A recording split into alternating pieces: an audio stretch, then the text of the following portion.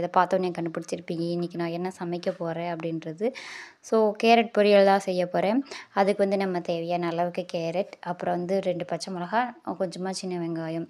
அதாவது இது 4 பேர் சாப்பிட்ற அளவுக்கு வந்து சாப்பிட்லாம்.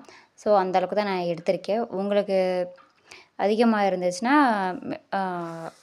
இன்னும் கொஞ்சம் கேரட் வந்து இன்க்ரீடியன்ட்ஸ் கொஞ்சம் அதிகப்படுத்திக்கலாம், அவ்வளோதான். வேறு ஒன்றும் வித்தியாசம் இல்லை.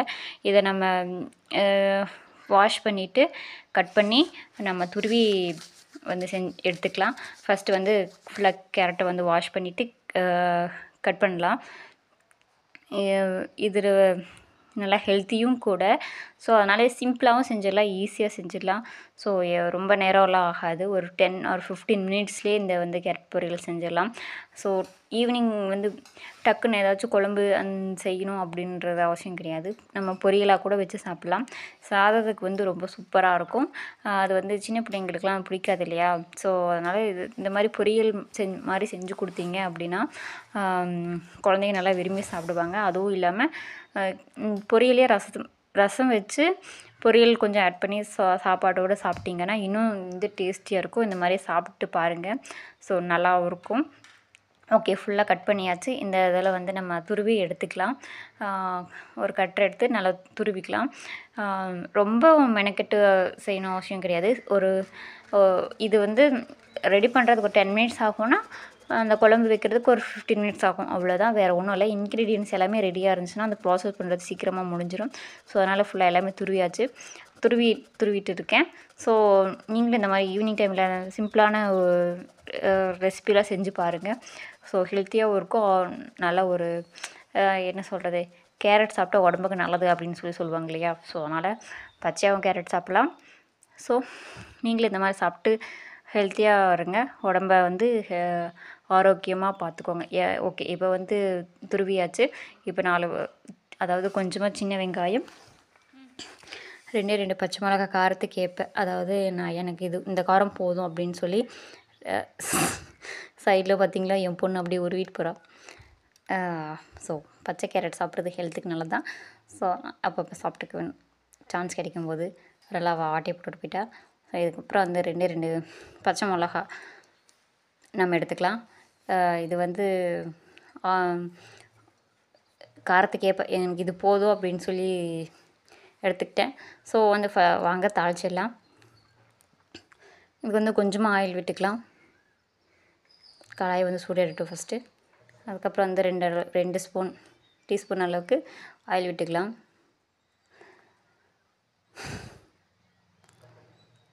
எண்ணெய் காஞ்சதுக்கப்புறம் கொஞ்சமாக கடுகு போட்டுக்கலாம். இதில் ஒரு டிப்ஸ் என்ன இருக்குன்னா,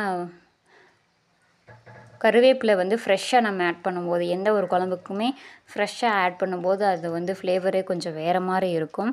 ஸோ நீங்களும் இந்த மாதிரி ட்ரை பண்ணி பாருங்கள். ஃப்ரெஷ்ஷாக ஆட் பண்ணுங்கள்.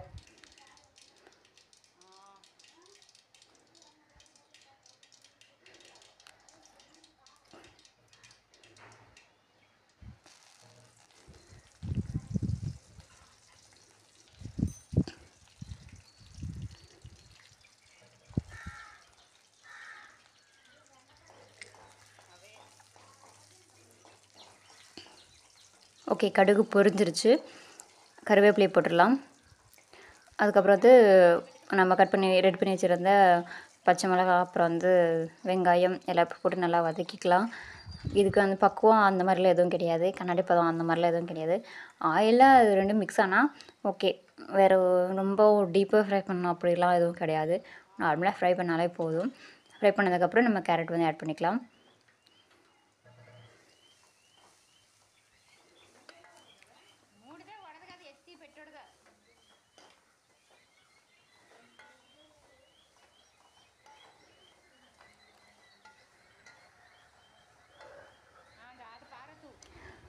இதை வந்து நல்லா மிக்ஸ் பண்ணிக்கலாம்.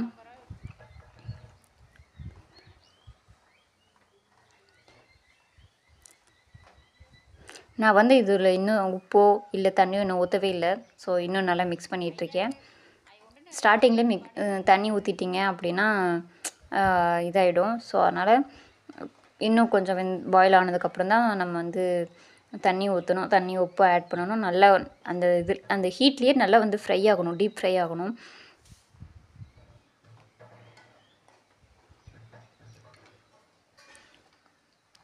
அப்போ தான் அந்த டேஸ்ட்டு, அந்த ஒரிஜினல் டேஸ்ட்டு வந்து கிடைக்கும்.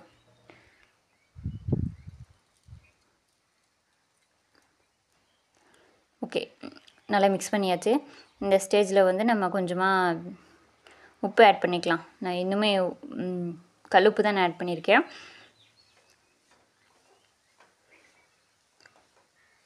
தேவையான அளவு உப்பு வந்து ஆட் பண்ணிவிட்டு நல்லா மிக்ஸ் பண்ணுவோம். இந்த ஸ்டேஜில் தான் உப்பு ஆட் பண்ணணும். ஸ்டார்டிங்கில் நம்ம சேர்த்திடக்கூடாது.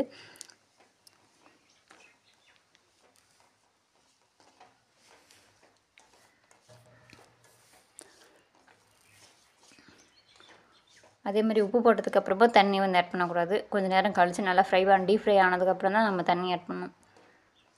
இதில் நல்லா இந்த சால்ட் போட்டதுனே நல்லா ஃப்ரை ஆகட்டும்.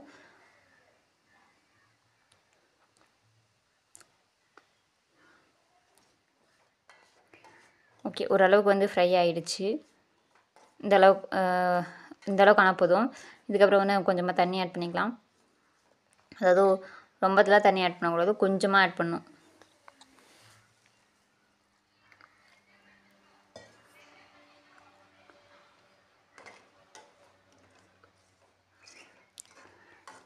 மெஷர்மெண்ட்டில் சொல்லணும்னா ஒரு 1/4 டம்ளர் அவ்வளோதான் வரும்னு நினைக்கிறேன். ஸோ அவ்வளோதான் ஆட் பண்ணால் போதும். உங்களுக்கு குவான்டிட்டி அதிகமாக இருந்துச்சுன்னா இன்னும் கொஞ்சம் தண்ணி ஆட் பண்ணிக்கலாம். நான் வந்து குவான்டிட்டி கம்மியாக தான் இருக்குது. ஸோ அதனால் தண்ணியும் கம்மியாக தான் நான் ஆட் பண்ணியிருக்கேன். இந்த அளவுக்கு வந்து நம்ம ஆட் பண்ணால் போதும். இதுக்கு மேலே தண்ணி ஆட் பண்ணிட்டிங்கன்னா ரொம்ப பாயில் ஆகிடும். அதில் இருக்க சத்தெல்லாம் வெளியில் போயிடும். அதனால் வந்து ரொம்பலாம் தண்ணி ஆட் பண்ணக்கூடாது. இந்த அளவுக்கு ஆட் பண்ணாலே போதும்.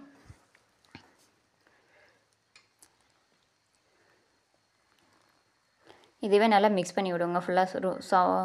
அதாவது ரவுண்டாக வந்து தள்ளி விட்டு நல்லா குக் பண்ணி எடுத்துக்கலாம்.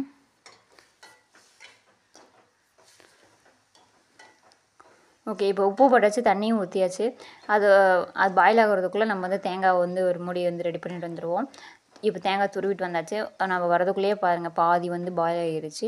இன்னும் கொஞ்சம் அதாவது 80% பாயில் ஆகிடுச்சு. இன்னும் 20% மட்டும்தான் பாயில் ஆகிறது இருக்குது.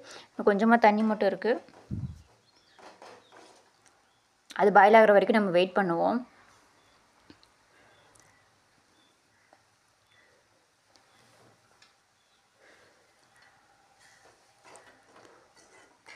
ஓகே, ஓரளவுக்கு வந்து பாயில் ஆகிடுச்சு. இன்னும் கொஞ்சமாக தான் தண்ணி இருக்குது. ஸோ அந்த தண்ணி வற்றுற வரைக்கும் நம்ம வந்து அப்படியே அடுப்பு வந்து சிம்லேயே வச்சு வேக வைப்போம். இந்த பக்கத்தில் வந்து தேங்காய் ரெடியாக இருக்குது.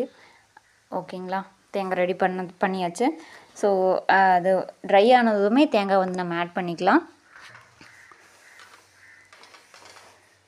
ஓகே, இந்த பக்கம் பார்த்திங்கன்னா ஃபுல்லாக ட்ரை ஆகிருச்சு. இந்த ஸ்டேஜில் வந்து நம்ம தேங்காய் வந்து ஆட் பண்ணிக்கலாம்.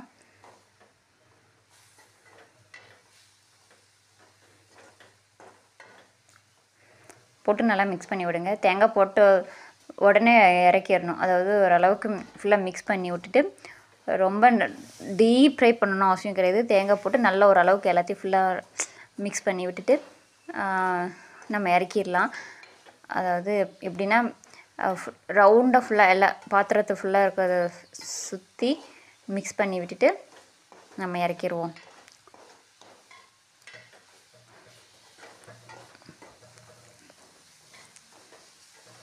ஓகே, போதும். இந்த அளவுக்கு மிக்ஸ் பண்ணி விட்டாச்சு. ஃபுல்லாகவே எல்லாம் மிக்ஸ் ஆகிடுச்சு.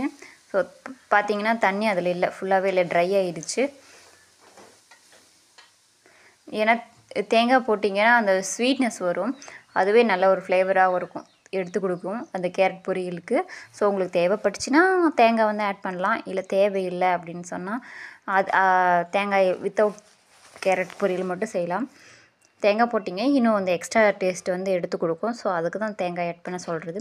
நம்ம இறக்கிடுவோம். இறக்கிட்டு க்ளோஸ் பண்ணி வச்சுடுவோம். இப்போதைக்கு சாப்பிட்றதுக்கு டைம் இல்லை, இன்னும் டைம் இருக்குது. ஸோ அதனால் சீக்கிரமாகவே சமைச்சாச்சு. ஸோ க்ளோஸ் பண்ணி வைப்போம். க்ளோஸ் பண்ணி வச்சாச்சு. ஓகே, சாப்பிட்ற டைம் வந்துடுச்சு.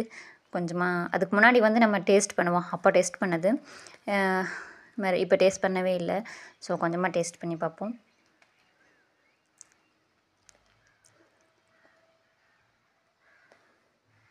சூப்பராக இருக்குது, செம்மையாக இருந்துச்சு. உப்பு காரம் எல்லாமே டேஸ்டியாக இருந்துச்சு. ஓகே, நம்ம சாப்பாடோட பிணைஞ்சு சாப்பிட ஆரம்பிச்சிடுவோம். சாப்பிடும்போது டேஸ்ட் எப்படி இருக்குது அப்படின்னு சொல்லி பார்க்கலாம். அந்த தேங்காய்லாம் ஓரளவுக்கு அந்த கடித்து சாப்பிடும்போது அந்த டேஸ்ட்டு கொஞ்சம் வேறு மாதிரி இருக்குது. அதாவது நார்மலாக பொரியலை விட இந்த மாதிரி கேரட் வந்து ஓரளவுக்கு துருவி இல்லை அந்த சின்ன சின்ன கியூப்ஸாக கட் பண்ணி போட்டு பொரியலில் போட்டு செய்யும்போது அந்த டேஸ்ட் வந்து நல்லாவும் இருக்கும், கடித்து சாப்பிட்றதுக்கு